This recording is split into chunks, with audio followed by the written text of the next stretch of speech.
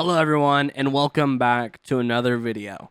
It's been a while since I've done a FiveM development tutorial, but I feel like I'm at a point where I can do them again. So recently I've been doing mainly QB core development, and I feel like some people, want to learn. So I'm here to teach you. So it is very fundamental that you learn the basics of programming. You need to understand basic programming principles, or you're just shooting yourself in the foot when you actually want to learn how to code. FiveM has a different API than Roblox per se and these other, games and stuff that use Lua. It's a completely different API, but you still need to understand basic programming fundamentals. So in this video, we're going to go over functions, for loops, while loops, some FiveM based API stuff, just basic principles that you need to understand to be successful. You cannot rely on tutorials on teaching you how to do stuff. That's called a tutorial hell. It's a very big thing in game development and game programming. It's where you only rely on tutorials and you cannot do stuff by yourself. So in this video, I will help you learn good coding practices and how to code clean code so you can take this knowledge and move on from tutorials. So yeah, to start off, what you need to do is you need to know how to research. If you have an error, there is a 99.9 to the 3 millionth power that someone else has had that same issue. Having a new issue nowadays is just unlikely. It just isn't going to happen anymore. So yeah, most likely your issue has been had before. Just use Google. Second, ChatGPT sucks with FiveM. You can use ChatGPT. It's just not very well versed with the FiveM API. If you want to use it, you need to ask it Lua questions about Lua itself. Ask it coding questions about what I'm going to teach you today, but don't ask it about FiveM stuff. It will try, but it will most of the time give you a wrong answer. I've tried it, and then a lot of times it just doesn't understand the API enough. All right, enough yapping. Let's get into the video. So the first thing you're always going to learn in programming is variables. Each programming language most of the time has a different way of variable assignments. A variable is like a box. I can open the box and put something in it, and I can move it anywhere. And if I open the box in a new spot, the same thing will be inside. And what if I want something new? I can take the old thing out and put it in and close the box and move it around. And if I open it, that new thing will be inside. So a variable is a container to hold a value. So let's assign a variable in Lua. So first you're going to start with the keyword local. Local defines that it's local to this script, which this would be a client-sided script right now for if you were doing FiveM. So you're going to start with local and then the variable name. So we want this variable to be a string. So then we're going to do an equals and we're going to assign it to a string. And this is going to be string. So there's different data types. Whatever's on this side of the equals is the data type. So you have strings, you have ints, you have floats, you have doubles. You can have, there's so many different data types, but the most popular are strings, ints, doubles, and floats. So in Lua, a lot of the times it's just wants you to give a number. A number just means a number. So you can have an int, a double, a float. That's a number pretty much. So let's define some more. Well, local int, would just be equal to 1. Local, we don't need local. Float would be equal to, let's say, 2.0. There you go. So there are pretty much your basics. And if you hover over it, well, it's unused because we haven't used it yet. But as you can see, it even says here number 2, and we'll go here integer 1. So I think it's more of number as mixes with floats and doubles. So to go back to the, basis, whatever is on the right is getting put into the left. Equals, single equals in programming is an assignment value. So you are not saying this is equal to this. You are saying this is this. So it's from right to left. Now, there is one other instance of this, which would be a double equals. Like this. This does not equal this. Double equals is a conditional and a comparison. So we will go over that later in the video when we talk about conditional statements. So these are variables. Say you want the variable to be nothing at the start. So then maybe you would just do local var equals nil. Nil is nothing. Nil is not 0 because 0 is still something. Nil is nothing. That means there's nothing in this variable and it will wait to be assigned. All right. So we can move on a little bit to functions. Maybe you want to take this variable and change it, right? So we're going to do local function. It just auto finishes. So local function is just saying this function is local to this script. So we're going to do change string. All right, so here is our function. A function is like a blueprint. It can be used over and over again to do the same thing. So I could, call this function 15 times after this, and it will just do the same. It will do whatever is in that function, the same thing each time. So right now we could do, maybe we want to assign a new variable, new var equals 2. So in this function, this variable can only be accessible in this function because we're assigning it local. So here, it's local up here because it's going to be local to the whole script. This variable here will only be local to the function because it's inside the function. You can see local to end. The line there is saying that this is only local to this. Now, if you don't want it to be like that, what we could do is we could assign local new var to nil. So it is 0 at the start, and now this is a local function for the whole script, so it's global to the script. So if we delete the local here, now when we call this function, new var is going to be set to 2, and we can show that here. We'll do change string. So this is us calling the function. If you want to call a function, you just put this, the function name with the parentheses, and it will call it. So we'll do print new var. It prints it to the console, just to let everybody know. So we'll print it before the function and after the function.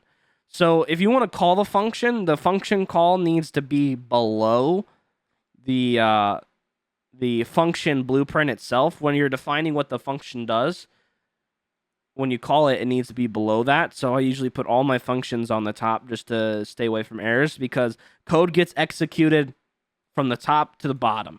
So if you put change string up here, perhaps, then it doesn't know what change string is yet because it hasn't read the blueprint yet. So how can you start using a blueprint if you haven't read it yet? So that is why it needs to be below. So if we run this script here, we'll run it. We'll bring this up a little bit. You'll see that it's nil at the start. This is that line. Print is this line here. And then we change the string. Well, it's not a string, but we call that function change string, and then we print it again, and it's 2. So that is how you could change your functions or change your variables via function. Okay, so now I'm going to show you arguments.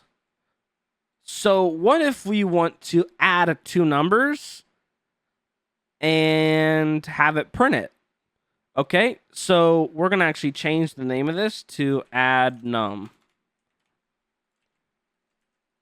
All right, so what if we want to add int and float? So first we would do num.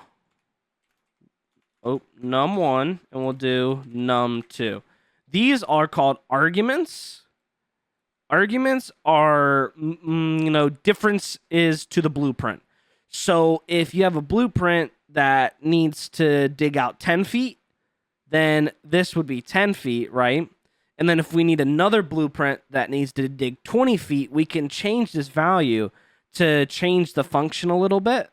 So we'll have num1 and num2. So I will show it here. So if you want, num1 is just a local variable that's just for the function that will connect to another variable inside the function. So here we'll do int, and then we'll do float. So that's just meaning here, int is equal to num1 and float is equal to num2, right? So we'll do num1 plus num2, and we'll assign this to a local variable because it doesn't need to be a global. New num. There we go. So we're going to do a little bit of arithmetic here. So when the function gets called, it's creating this variable new num, and what this variable is num1 plus num2, which is really int plus float because we have filled up these arguments. So we're going to do print, and we're going to print new num. So when we run this, it's going to return 3.0 because 1 plus 2 equals 3, and it's going to take the float. So that is how you can do arguments. And this could be other things too. Like if we want this to be a string, we'll change this back to change string. And we want new string, perhaps. We want to change string to local new string equals, we'll do new string. Another thing I forgot to add, strings values can be double quotes or single quotes. It's up to you. You can use either or. I just prefer single because you don't have to hold shift down. So we'll have string is new string. So what we're going to want to do is let's make string to new string. So we're going to have new string. We'll do new string, or we'll actually do string is equal to new string. So, and then we'll print string. So now what we're doing is we're going to want to put our new string because that's the one we want to change it to. So new string is equal to new string here. Actually, let's do different string. Let's make it not as hard to understand. So new string is equal to different string. So in this function, different string is going to be this. So when this function gets started, it's going to assign string, which is, the variable name is string and the value is also string. We're going to assign this to different strings. So whatever new string is going to be equal to new string. So let's run this. And as you can see, new string is now a string. So maybe you're debugging, which is pretty much what we're doing right now is when we're printing values and you want it to be more, more easy to understand, easy to know what value you're looking at. Because if you have 15 values that are unlabeled, it's kind of hard to understand. So that's where you use concatenation. So say we want to concatenate this string. So what we're going to do is we're going to put another string and we'll just name it the variable name. So string, and then you're going to put 2 dots, 2 periods. This is concatenation. So I'll print here, and as you can see, it says string, new string. Because it's concatenated, we'll add a space there to make it easier to see. String is new string. So string is just the string we put. And then it's going to add to that print statement this new string. So this could be taken like crazy. If we want to even add, say we want to add the number, the int, we can add the int. If we want to add the int at the end, see, it adds a 1 at the end there. It's kind of hard to see. So we'll take it another step. We'll concatenate again. We'll add a space to make it easier to see. So now you can see string, new string, 1. String, And then this is now new string, because remember, we assigned it to here. And then different string is equal to new string, which is here. And then we're going to concatenate a space. And we're going to concatenate int inside of there. So that's why 1 is there. There we go. Functions. Now, if we want to do something, let's say we want to make a config. So let's make a new file, and we'll call it config.lua. So you're going to do config equals brackets. So here is our config. This is very important. Configs are very nice to have. Say we want a list of locations. So we're going to do config.locations equals, and this, now we have a list. Let's do, maybe we'll do a bracket here, and we're going to assign a variable. Let's do name equals a string. So we'll do name1. Let's add another value. We'll do num equals, actually, let's just do chords, just to make it more like FiveM. Chords it would be a vector3 value, but I'm going to put it in as just 3 values because vector3 won't show up for Lua. So, and then we're going to have another one, obviously, name2. There's an error, you need to add a comma. 1, 2, 3, 4. Well, so let's just do another one to have 3. 1, 2, 3, 4, 5. Name 3. Okay, so here's our list or dictionary, whatever. So if you want to think of this from a programmer standpoint, when you're going to use a for loop to go through all of this stuff, the for loop is going to read this line by line, variable by variable. Okay? Just remember that. So we're going to type for I or underscore. It's up to you. I is the iterator.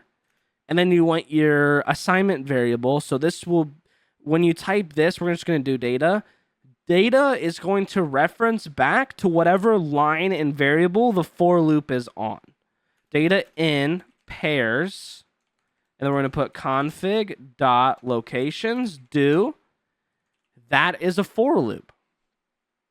So I is your iterator, so that's each time the for loop goes up, I is +1. Data is your value assignment, so this is what's going to go back. When you call to data, it's going to come back to this. So let's say our iterator is 1. And data, if we want, say, data.name, if we want to print that, so we don't get an error.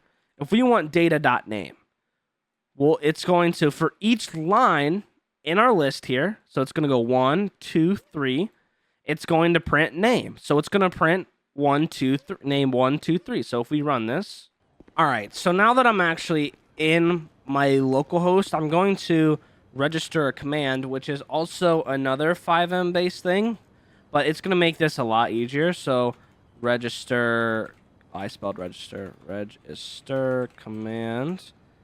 So this should be pretty easy if you have the correct extensions. We'll do tut function, which is, we'll just throw the for loop in there so we can do this a little bit easier. And make sure, since we restart it, since we changed something in the script, we need to go in and we need to reinsure it. And spelled insure wrong. And if you see this purple here, this middle line, that how you know it actually made a change for the client. For the server, it doesn't show up. So if we do tut,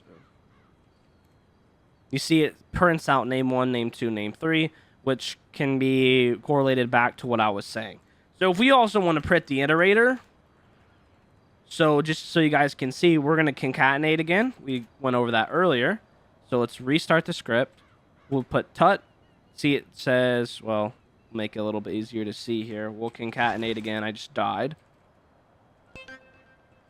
5.1. We'll restart, and we will run the command again. See, name 1. So if we open the code here, name 1, which is name 1. Go to our config. Name 1 is this one. Name 2 is this one. Name 3 is this one. So that's kind of how that works. Like I said, it goes line from line.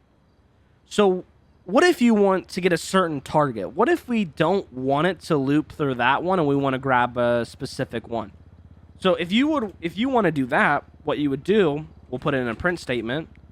We'll put, I'm just going to copy and paste. We'll put, oh, I deleted something. We're going to do what is called indexing. We need to grab a index. So an index is the index here. So this is index 1, 2, 3. In other languages, it would be 0, 1, 2, but in Lua, they start at 1.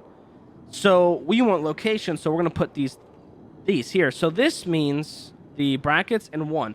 So this means we're at index 1 of config.locations. So index 1. And then we're going to put what we want. So let's get the name. So now, when I run this, it's going to print that. Let's comment this out. If you don't know how to comment, it is control, backspace, or the question mark. Just highlight, press it again if you want to uncomment. So there we go. Let's ensure it, restart it. And see, it says name 1. Here we go. This is 1, 1. There we go. But what if you have a list inside a list? What if we want config.locations, but then we want multiple locations in here? What if this is shop 1, and then we want another one for shop 2? So this is where you're going to pretty much make a config inside a list inside a list. So we're going to do that just like we had before. And we're gonna put this down here just to save it so we stop getting so many errors. And we're gonna do the same thing, but there we go. So we're gonna do this. We're gonna throw these in here. There we go. I'm gonna put shop 2 just so we know. Makes it easier to understand. I'm not gonna change the chords or anything. That was kind of just there for just so you guys can see. But now, what if we want to get config.location and we want the second value in shop 1? So now what we would actually do is, I think actually this would technically, I think, still work actually. No, it would not work. Never mind. Okay, so this is where we do shop 1 instead of the index, because now it's new. So if we restart this and run it, you get a nil because it doesn't have a pointer yet. You need to give it another pointer. So we're going to do 1. So now it's grabbing shop 1 is the first index, which is grabbing this one in locations. And now we need an index for this dictionary or list, whatever it is. So we need to do that. So let's do it again, but for the second list to show. So shop 2, we're going to grab the index 1 of shop 2, and we're going to grab the name. So let's restart it. We'll run it. See? We're going to grab shop 1. As you can see, name 1 of shop 1, which is here. Name 1 of shop 2, which is here. So we go back into here. As you can see, this one is shop 1. So it's going to grab this one first. And then it's going to grab this one second, which would be this one. So when you actually understand how for loops work, this is so easy. You could add so many values to this. If you want data type, we'll put finger. If you want blip, we'll put dog. And you could have we can have as many of these as you want. You just got to define which one you want. So that is list. Very easy. I use them, are for loops and lists and dictionaries plus config stuff. I use them a lot. And to say again, to go back to our variables before, this does not have to be named string. This could literally be named fart or dumb. It doesn't matter. It's just the name.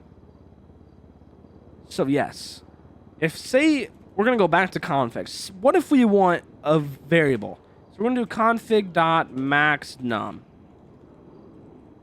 equals 1, or we'll put 5.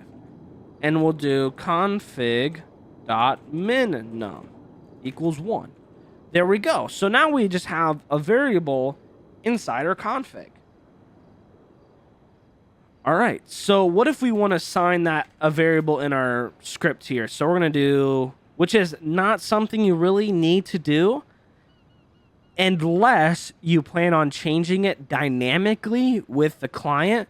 But this stuff, these are constants, which means it will never change and it should never change. So if you want it to change, you need to assign it a new variable within your client folder, your server folder. So we're going to do min num, and we'll equal to config dot min num. See, we can assign min num, config dot min num. So this variable will now be that. So now if we wanted to, we can make min num. Oh, I forgot that. I don't think that works in Lua. I don't remember. Min num minus, or min num minus 1. We'll actually test something together because I don't know if it actually works. I don't think it does. Yeah, you can't. Can we plus? Okay, so there is a shortcut, I guess, that does it for you. But no, you cannot do that in Lua. You have to do it like this. So if you want to change min num to 1 more, then that's how that would work. So let's get a random variable, local ran var, which ran is usually a abbreviation for random. Var is usually an abbreviation for var. So let's do math.random. All right, so we want it to be a random number between config.minnum and config.maxnum. So this will get a number between 1 and 5. So if we we got to print it first. Remember to print. Which actually, what we could do, if we didn't want to make it a variable, if you didn't need to make it a variable, you could just print. You could just do this, if you wanted to. If you were not going to use ranvar, the variable, ever again in this function here, which this is the function. This is what happens when you put tut. That's why it says function here. If you were to never use this variable again, don't do that. Just do this. But for the sake of simplicity and helping you guys out, we are going to put it in a variable. So we're going to restart the script and we're going to run it and see. We get 5. We run it again. We get 4. We got 4, then 5. I don't know why I said 5. We keep running it. We're going to keep getting new variables. There we go. All right. Let's create a thread. This will be the last subject of this video. So if you're using the correct extensions, you'll have an autofill and you won't even have to do anything. A thread gets ran at the start of the script. So if I want to do a for loop at the start of the script, I can put this in here and it will run when the script runs if you want to. If you want to make it a loop, we'll do while true do, which is a loop. So, and we're going to add an extra n there. While true. So this pretty much means while true is true, which true will always be true in this instance. So this will be an infinite loop. It's going to run.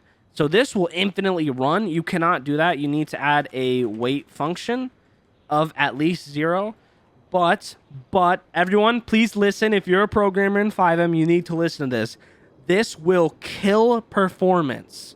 You do not want an infinite loop running. And I will show why. Let me restart. And as you're going to see, it's going to print loop over and over again. We're going to go to resource monitor. This will monitor your resources. And we're going to find TW tutorial. Do you see how right here, where is it? It's tutorial. This says 0.09. This is so much. You want this number to be as small as possible. So this is running every 0 milliseconds. Wait functions are in milliseconds. If we move this to run every second instead, and we go, look at the difference. The difference is dramatically different. That is why it is so important to be careful with loops. You can kill someone's server's performance with loops. So keep that in mind. So this will print every time. Maybe we want to print a new number every second. This is 1,000 is a second. 1,000 milliseconds is 1 second. We can ensure it, and every second and we'll print a new number. See, it's printing a new number every second. Wow, that's some crazy odds right there. But, like I said, be careful with loops. All right, so I think I went over some very good programming fundamentals, which you can yourself get into FiveM programming with this video. If we want to drop back to something real quick, just to make it clear, if we have this function here, call this, well, you can't have a space, call this, and we're going to put this in here just to make it clear, because I didn't really show this in the FiveM standpoint. So I'm going to delete this real quick. So now every second it's going to call this function, and I just wanted to bring it back just to make sure everyone understands this so it's clear. It will call this every second because we're calling it here. And another thing I want to say too, this wait function, if we were to call this 15 times or whatever, it's still going to wait the 1,000 seconds because nothing will happen below this while loop before after this wait function, sorry, until this wait is over. So if we were to put wait here and call it, we would wait the second, we would call this function, and then we'd have to wait another second for this to be called. Just to let everyone know some things about wait functions. So if we ensure it, it's still going to work because we are calling this function. All right, I think that is a pretty good tutorial. I think you guys can really get into FiveM programming with this tutorial and help you guys out. And so as you can see, it's still going. But yeah, if you guys have any questions or comments, or yeah, pretty much put in the comments. But if you guys want, put it in the comments, and if I don't answer or you just want a quicker answer, just join my Discord. The link is in the description. Please like, comment, and subscribe. It helps a lot. It helps me a lot and it helps the channel a lot. If you guys want more FiveM development tutorials, please let me know. I love doing these. I love coding. I love playing FiveM. If you guys want to join my server also, I do have my own server. The link is on the screen and it will be in the description. So yeah, thumbs up. Have a good one, guys. Enjoy your day.